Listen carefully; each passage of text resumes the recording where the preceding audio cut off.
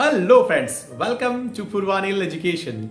Yes friends, today we are here with the new video of English grammar, that is reading comprehension. Yes friends, reading comprehension જે છે એ extract અને poem એટલે કે પાઠ અને કવિતા બંનેમાંથી પૂછાતો હોય છે. અને યાદ રાખજો દોસ્તો કે આ જે ટોપિક છે જેટલો સરળ છે એટલો ટફ પણ છે. જી હા, ખાસ કરીને એવા બાળકો માટે જે બાળકોને અંગ્રેજી વાંચતા લખતા નથી આવડતું અને ખાસ કરીને અમુક સ્પેલિંગ પણ એમને નથી આવડતા. તો એવા બાળકો માટે જ્યારે રીડિંગ કમ્પ્રિહેન્શન સામે આવતું હોય છે તો એના માટે ઘણી બધી મૂંઝવણ થતી હોય છે અને એ મૂંઝવણમાંથી બહાર કેવી રીતે આવવું અથવા તો એ અટેમ્પ્ટ કેવી રીતે કરવું એની આજે આપણે આ વિડીયોમાં વાત કરવાના છીએ.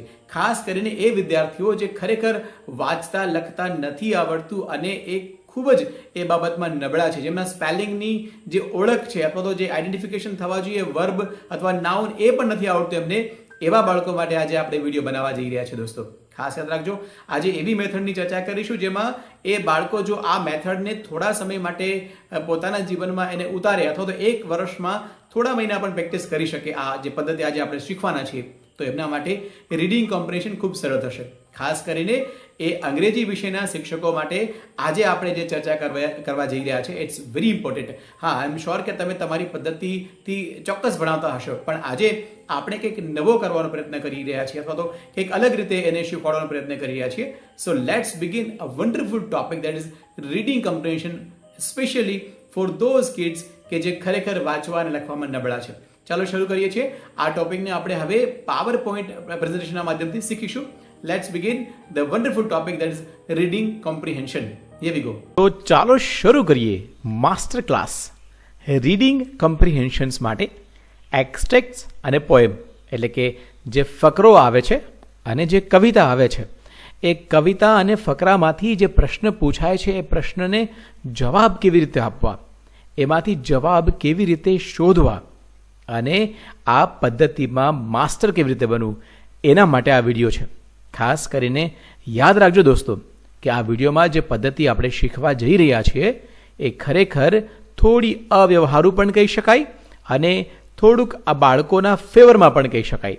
પરંતુ જ્યાં સુધી અંગ્રેજી વિષયમાં પાસ થવાની વાત છે ત્યારે કદાચ આ જે પદ્ધતિ અત્યારે આપણે શીખવા જઈ રહ્યા છીએ, આઈ એમ શ્યોર કે એ વિદ્યાર્થીઓને થોડા ઘણા અંશે મદદરૂપ થશે. તો ચાલો જોઈએ કે શું છે આ પદ્ધતિ અને એમાં કઈ બાબતનો સમાવેશ થાય છે. Here we go. આ પદ્ધતિ એ વિદ્યાર્થીઓ માટે છે જેમને અંગ્રેજી વાંચવા લખવામાં તકલીફ પડે છે, તેમને રીડિંગ કમ્પ્રિહેન્શન એક્સ્ટ્રેક્ટ્સમાંથી અથવા તો પોએમમાંથી શીખવવું ખરેખર એ એક પડકાર છે, પણ અશક્ય નથી. અહીં કેટલીક સરળ પદ્ધતિઓ છે જે ગ્રામરના બોજ વગર બાળકને માર્ક્સ આપવામાં મદદ કરશે. દોસ્તો, આ પદ્ધતિ જે છે જેનાથી વિદ્યાર્થીઓને માર્ક્સ ચોક્કસ મળશે, પરંતુ સાથે સાથે એ આ પદ્ધતિના માધ્યમથી અંગ્રેજીમાં થોડું ઘણું કંઈક પોતાના જીવનમાં અપગ્રેડેશન લાવી શકશે. અને હા, એના માધ્યમથી જેમ જેમ એમનો આત્મવિશ્વાસ વધશે એ પછી આ પ્રોસેસને ફોલો કરશે અને આમાંથી પછી આગળના સ્ટેપ પર વધશે. તો જોઈએ, મેથડ અલગ હોઈ શકે, પરંતુ જે આપણો વિચાર છે આ પદ્ધતિ પાછળ એ એક નેક વિચાર છે. તો ચાલો જોઈએ કે વિદ્યાર્થીને આ પદ્ધતિ કેવી સરળ લાગશે કે કેમ. Here we go. પાયાની પદ્ધતિ. જી દોસ્તો, પાયાની પદ્ધતિ શું કહે છે? કીવર્ડ મેચિંગ એટલે કે શબ્દો અથવા તો શબ્દ શોધવાની રીત. આ પદ્ધતિ એવા બાળકો માટે શ્રેષ્ઠ છે જેમને આખું વાક્ય સમજાતું નથી. That is absolutely fine friends. આપણી શાળામાં, આપણા ક્લાસમાં, આપણી સ્કૂલમાં ઘણા બાળકો એવા હોય છે કે જેમને અંગ્રેજી સદંતર વાંચતા જ નથી આવડતું. પોસિબલ છે. ત્યારે આ પદ્ધતિ કામ લાગે છે. શું કહે છે કે શબ્દને શોધવાની રીત. પ્રશ્નમાં રહેલા મુખ્ય શબ્દ એટલે કે કીવર્ડ્સ ને પેરેગ્રાફ કે કાવ્યમાં શોધો. માનો કે તમને કોઈ પેરેગ્રાફ આપ્યો છે અને એમાંથી કોઈ પ્રશ્ન પૂછાયો છે, તો એ પ્રશ્નની અંદર રહેલા કીવર્ડ્સને ફકરામાં શોધવાના છે. બાળકને કહો કે પહેલા પ્રશ્ન વાંચો. જી, પ્રશ્ન વાંચ્યા બાદ પ્રશ્નમાં આવતા નામ એટલે કે પ્રોપર નાઉન, ક્રિયાપદ એટલે કે વર્બ કે આંકડા પર રાઉન્ડ કરે અથવા તો એને હાઇલાઇટ કરે. કોઈ પણ રીતે તમે અંડરલાઇન પણ કરી શકો છો અને સર્કલ પણ કરી શકો છો. એ જ શબ્દ પેરેગ્રાફમાં જે લીટીમાં દેખાય છે તે લીટીને જવાબ તરીકે લખવી. 99% કેસમાં જવાબ સાચો પડે છે દોસ્તો. પેરેગ્રાફ આપ્યો છે અહીંયા ઉદાહરણના સ્વરૂપમાં કે Rahul is a clever boy, he lives in Ahmedabad. હવે એક ફકરો છે. ફોર એક્ઝામ્પલ અહીંયા પ્રશ્ન પૂછાયો છે કે where does Rahul live? Rahul ક્યાં રહે છે?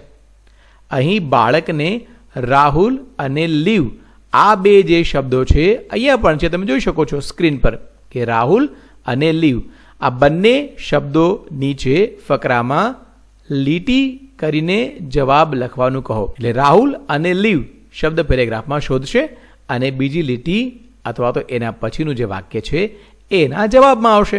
એક્સિલન્ટ ફ્રેન્ડ્સ, તમે જોઈ શકો છો એક સામાન્ય ટેકનિક છે, કેટલી કારગર સાબિત થાય છે. As I said, in 90% cases આ પદ્ધતિ જે છે એ કારગર સાબિત થાય છે. વિશેષ જોઈએ શું કે છે કે પ્રશ્નવાચક શબ્દોની સમજ આપો બાળકોને. WH વર્ડ, ખાસ કરીને WH વર્ડ્સ છે એનું ટેબલ બનાવી આપો અને બાળકોને એ ટેબલ જે છે એ પ્રમાણે બરાબર શબ્દોને ગોખવા માટે કહો અથવા તો એને એ સમજાવો. બાળકોને આટલો કોઠો પાકો કરાવો જેથી કરીને ખબર પડે કે જવાબમાં શું શોધવાનું છે. કેમ કે 99% કેસીસમાં પ્રશ્ન જે છે પૂછાય છે તો WH ક્વેશ્ચનથી જ પૂછાય છે. પ્રશ્ન શબ્દ શું હોય છે કે who, where, when, what, why and how many. આવા જ મહત્તમ શબ્દ હોય છે. વુ એટલે કોણ, કોઈ વ્યક્તિનું નામ, નેમ, વેર એટલે ક્યાં, જગ્યાનું નામ, પ્લેસ, વેન એટલે ક્યારે, સમય અથવા વાર, ટાઈમ અથવા ડે. ફોર એક્ઝામ્પલ, વોટ એટલે શું, વસ્તુ કે ક્રિયા, થિંગ ઓર એક્શન. વાય શા માટે, કારણ, બીકોઝ શબ્દ શોધો. અને હાઉ મેની કેટલા, આંકડો શોધો, નંબર હોઈ શકે 1 2 3 એટસેટ્રા.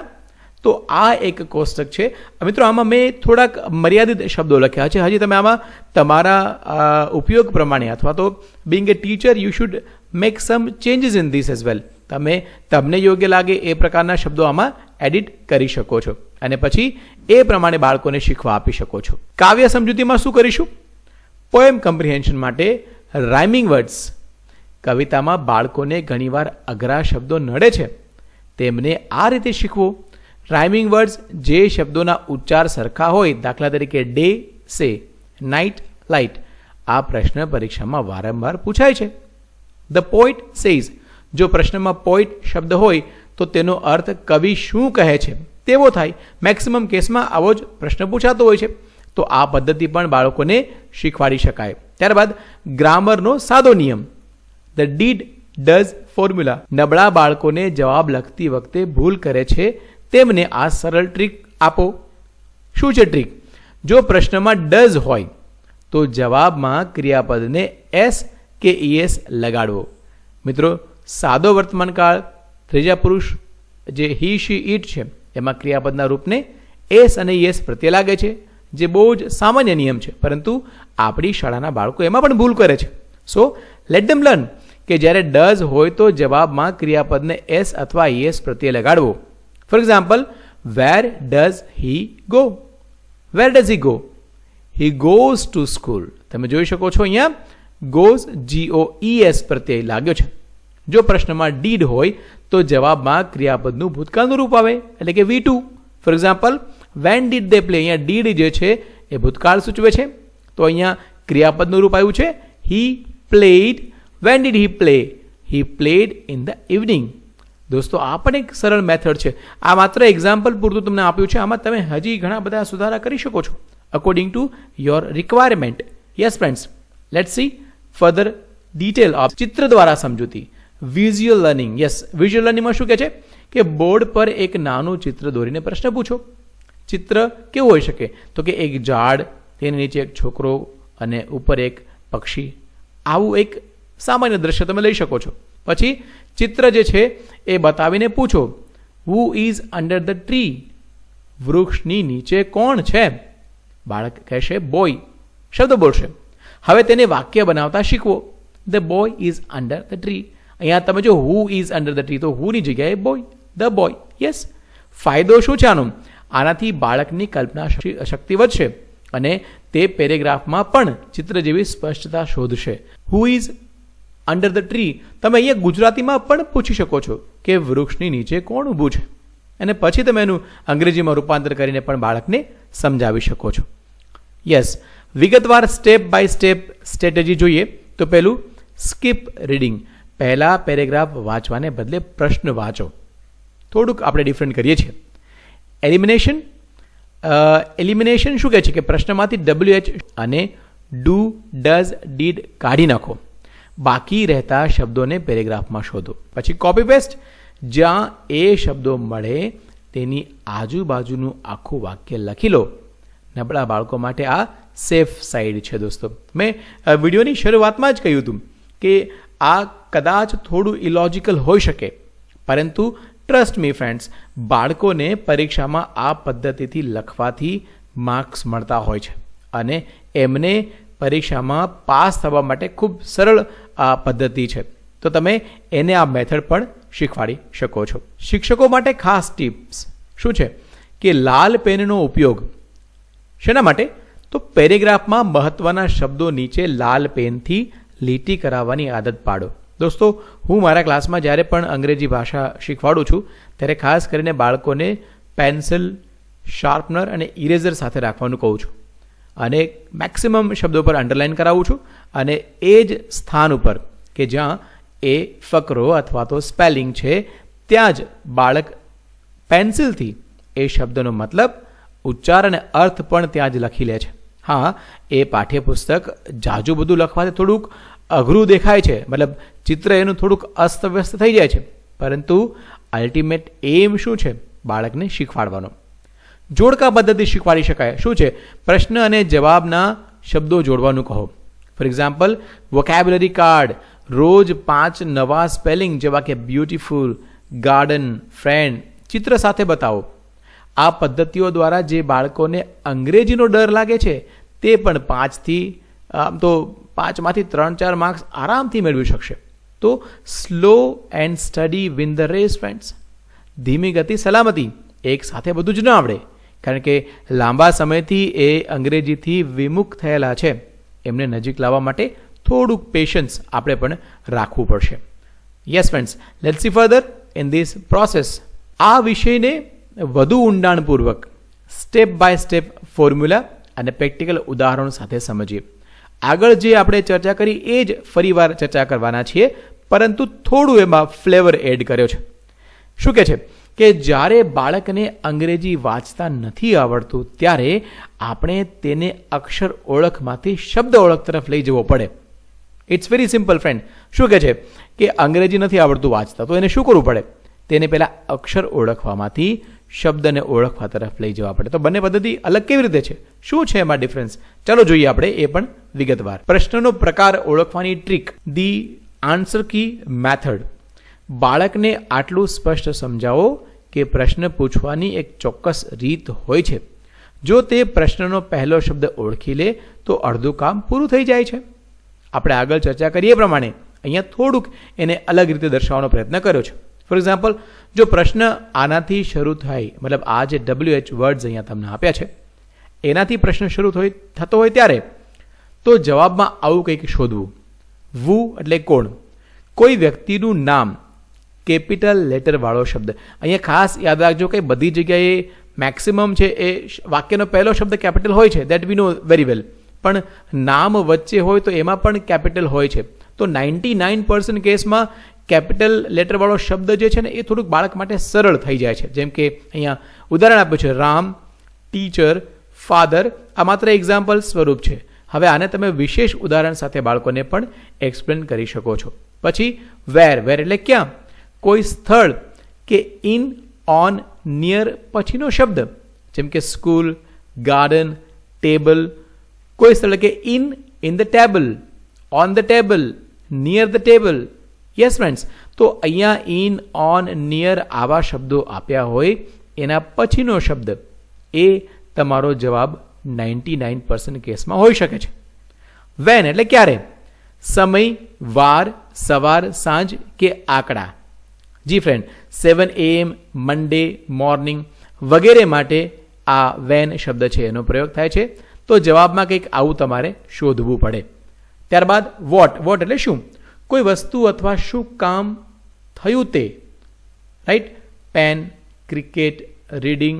તો અહીંયા જ્યારે વોટથી પ્રશ્ન પૂછાય તો જવાબમાં આવું કંઈક શોધવું, કોઈ વસ્તુ અથવા શું કામ થયું તે. અને how many, it's very easy. આંકડા શોધવાના છે, 1 2 3 કે શબ્દો 2 10 વગેરે વગેરે. 5 birds, 10 apples. આ એક સરળ પદ્ધતિ બાળકો માટે હોઈ શકે દોસ્તો. જોઈએ આગળ આમાં વિશેષ શું વાત કરી છે. ગદ્યખંડ ઉદાહરણ સાથે સમજીએ. ધારો કે પરીક્ષામાં નીચે મુજબનો ફકરો પૂછાય છે અથવા પૂછાયો છે. ફોર એક્ઝામ્પલ, પેરેગ્રાફ છે, Maharana Pratap was a brave king of Mewar. He had a faithful horse named Chetak. Pratap fought against Akbar in the battle of Haldighati. હવે માનો કે આ એક પેરેગ્રાફ તમને પરીક્ષામાં પૂછાયો છે. તો પ્રશ્ન પહેલો શું કહે છે, Who was the king of Mewar? શીખવાની રીત કઈ, બાળકોને કહો કે પ્રશ્નમાં હુ છે એટલે જવાબમાં કોઈનું નામ હશે, રાઈટ. વુ થી પ્રશ્ન પૂછાયો છે તો જવાબમાં ચોક્કસ કોઈનું નામ હશે. હવે પેરેગ્રાફમાં કિંગ અને મેવાર શબ્દ શોધો. You can see here king and Mewar. Understand. હવે અહીંયા તમારો જવાબ ક્લિયર છે. Maharana Pratap was the king of Mewar. It's very simple method friends. ત્યારબાદ બીજો પ્રશ્ન છે, what was the name of the horse. જે હોર્સ છે, ઘોડો છે, એનું શું નામ હતું. શીખવાની રીત શું છે કે પ્રશ્નમાં હોર્સ અને નેમ શબ્દ છે. પેરેગ્રાફમાં હોર્સ શોધો, તેની આજુબાજુમાં ચેતક લખ્યું છે. તમે જોઈ શકો છો horse, here it is, then named અને ચેતક. જવાબ, the name of the horse was Chetak. It's a very simple process friends. થોડુંક આમ ડિફિકલ્ટ લાગશે તમને કે ભાઈ આ તો ટીડિયસ જોબ છે, પરંતુ આ બહુ સરળ અને કારગર મેથડ છે આવા બાળકો માટે જેમને ખરેખર વાંચતા લખતા નથી આવડતું. ફ્રેન્ડ્સ, એકવાર પ્રયત્ન કરો, ડેફિનેટલી તમને આમાં સફળતા મળશે. જોઈએ આગળ વિશેષ આમાં શું કહેવા માંગે છે. કવિતા સમજાવવાની વિશેષ પદ્ધતિ. કવિતામાં શબ્દો આડા અવળા હોય છે. અહીં બાળકોને રાઇમિંગ વર્ડ્સ એટલે કે સરખા અવાજવાળા શબ્દો પર વધુ ભાર મૂકવાનું કહો. For example, the little bird flies so high in the bright and blue sky. It sings a song so sweet looking for something to eat. પદ્ધતિ શું છે, રાઇમિંગ વર્ડ્સ શોધો. છેલ્લે આવતા સરખા ઉચ્ચારવાળા શબ્દો જોડો. અહીંયા high, sky, sweet, eat etcetera. Fill in the blanks. કવિતા મોટે ભાગે ખાલી જગ્યા પૂછાય છે. બાળકોને કહો કે પ્રશ્નની લીટી કવિતામાં શોધો અને ખૂટતો શબ્દ લખો. અગેઇન આઈ એમ શ્યોર કે આમાં તમે થોડી ઘણી પ્રેક્ટિસ કરશો કવિતામાં પણ તો તમને આ પણ ચોક્કસ આવડશે ફ્રેન્ડ્સ. ગ્રામરના સરળ નિયમો સેન્ટેન્સ ફ્રેમિંગમાં શું કહે છે કે નબળા બાળકો માટે આ ફોર્મ્યુલા બોર્ડ પર લખો. શું ફોર્મ્યુલા છે? એ ડઝ કાઢીને એસ અથવા ઈએસ લગાવવાનો છે. Where does the bird live? The bird lives in a nest. Live plus s. નિયમ બીજો, ડીડ કાઢીને ભૂતકાળ લખો. What did Rahul play? Rahul played cricket. Play વત્તા ઈડી. તો અહીંયા બંનેમાં એકમાં એસ અને ઈએસ ક્રિયાપદમાં લાગ્યો છે, વર્તમાન કાળ છે માટે, અને ભૂતકાળના વાક્યમાં ઈડી પ્રત્યે લાગ્યું છે. તો આ એક મેથડ ઇઝી હોઈ શકે. ચિત્ર દ્વારા ઊંડાણપૂર્વક સમજ. Visual comprehension. યસ ફ્રેન્ડ્સ, બાળકોને ચિત્ર વધુ સમજાય છે. નીચે મુજબના એક કલ્પનાશીલ ચિત્રનો ઉપયોગ કરો. ચિત્રનું વર્ણન, એક સૂર્ય ઉગી રહ્યો છે, બે પહાડો છે અને એક નદી વહી રહી છે. અહીંયા તમે જોઈ શકો છો તમારી સામે અહીંયા જે શબ્દો મેં લખ્યા છે સેમ ચિત્ર છે. હવે બાળકોને પૂછો તમને ચિત્રમાં શું દેખાય છે. ગુજરાતીમાં પૂછવાનું છે ફ્રેન્ડ્સ. હવે તે કહેશે સૂર્ય. તેને કહો કે સૂર્યને સન કહેવાય. SUN, SON નહીં, એ ખાસ યાદ રાખજો. હવે પ્રશ્ન પૂછો, what is in the sky? તેને પેરેગ્રાફમાં સ્કાય અને સન શબ્દો જોડતા શીખવો. આ એક મેથડ છે ફ્રેન્ડ, એનાથી બાળક જલ્દી શીખે છે. આઈ એમ શ્યોર કે તમે એકવાર આની પ્રેક્ટિસ કરાવશો એટલે બાળકને ખૂબ મજા આવશે. નેક્સ્ટ બાબત જોઈએ શું કહેવા માંગે છે. નબળા બાળક અથવા તો બાળકો માટે LRW પદ્ધતિ એટલે કે લિસન, રિપીટ અને રાઇટ આ પદ્ધતિ અપનાવો દોસ્તો. એ શું કહે છે? લિસન એટલે સાંભળવું. શિક્ષક પોતે પેરેગ્રાફ જોરથી વાંચે અને બાળક માત્ર સાંભળે. રિપીટ એટલે બોલવું, એને પુનરાવર્તિત કરવું અથવા પુનરાવર્તન કરવું. બાળક અઘરા શબ્દોનો ઉચ્ચાર પાછળ બોલે. દાખલા તરીકે faithful, faithful, yes this is the way. ત્યારબાદ રાઇટ લખવું. પ્રશ્નમાંથી જ અડધો જવાબ કેવી રીતે ઉતારવો, કોપી પેસ્ટ એની પ્રેક્ટિસ કરાવો. શિક્ષકો માટે નમ્ર સૂચન છે કે બાળકોને આખું અંગ્રેજી ગ્રામર શીખવવાને બદલે તેને માત્ર માહિતી શોધવાની કળા એટલે કે સ્કેનિંગ સ્કિલ શીખવો. જો તે પેરેગ્રાફમાંથી સાચો શબ્દ શોધીને નીચે લખી દેશે તો પણ તેને પૂરા માર્ક્સ મળી જશે. ફ્રેન્ડ્સ, આ એક સિમ્પલ મેથડ છે, તમે આ પ્રમાણે પણ બાળકને શીખવાડી શકો છો. So thank you so much for watching or being with us on Purvanil Education. I am damn sure કે આ મેથડ તમે તમારા બાળકો સાથે અપનાવશો ત્યારે એને ખૂબ મજા પડશે અને ટ્રસ્ટ મી બાળક આ પદ્ધતિથી જલ્દી શીખશે. Yes friend, so stay tuned for more such videos. Like, share and subscribe to Purvanil Education. Bye bye, take care.